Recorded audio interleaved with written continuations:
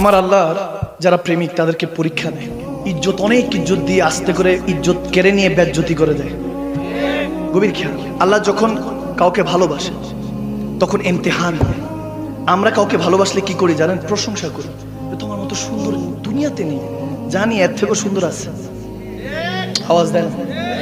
ভালোবাসা তো এমন এমন মিশা কথা কই, ডাহা মিশা কথা। কেমন যে তুমি বলে দেখো না একবার, চারটা তোমার জন্য কেড়ে নিয়ে আসবে।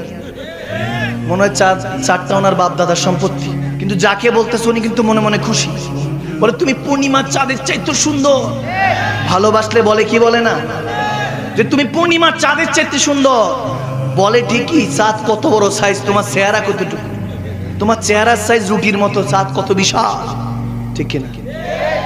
পূর্ণিমার চাঁদের চাইতে সুন্দর। আবার অনেকে বলে যে আরে পূর্ণিমার চাঁদ 15 দিন থাকে তারপর তো দেখা যায় না। বলে না না, এই জন্যই তো বলি তুমি পূর্ণিমার চাঁদ সবসময় দেখা যায় না, আড়ালে থাকলে বেটার। আপনি যখন কাউকে ভালোবাসেন তখন আপনি উজাড় করে প্রশংসা করেন, গিফট দেন, আপনি তার ইজ্জত বাড়াবার চেষ্টা করেন। তার এডুকেশন কি বা কেমন, তার বংশ কি বা কেমন, সেগুলো দেখেন না। আপনি শুধু তার প্রশংসা করেই যান, প্রশংসা করতে থাকেন তাকে খুশি রাখার জন্য। কিন্তু রব্বুল আলামিনেরটা উল্টা। আল্লাহ দিয়ে প্রশংসা করে না কিংবা দিয়ে ভালোবাসে না, আল্লাহ কেড়ে নিয়ে ভালোবাসে।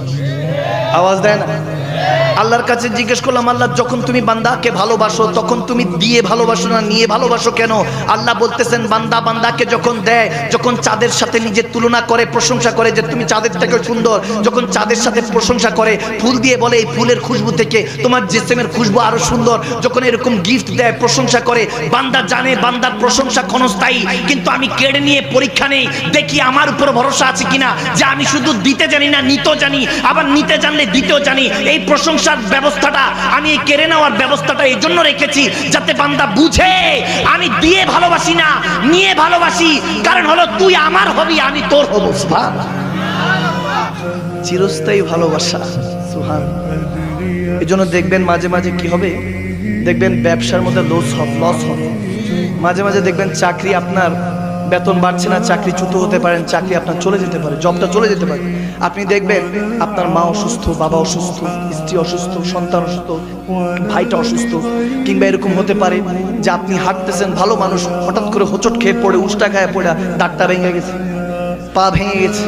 আপনার হয়তো বা লাপারবারির কারণে, আপনার হয়তো বা আপনি কনসেন্ট্রেট ব্রেক করার কারণে, আপনি ঠিকমতো না চলার কারণে আপনার একটা ক্ষতি হতে পারে।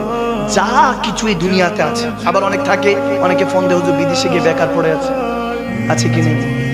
এরকম যত প্রবলেম দেখবেন বুঝবেন যে আল্লাহ তখন ভালোবাসতেছে। আলহামদুলিল্লাহ বলে না? আমার নবী বলতেছেন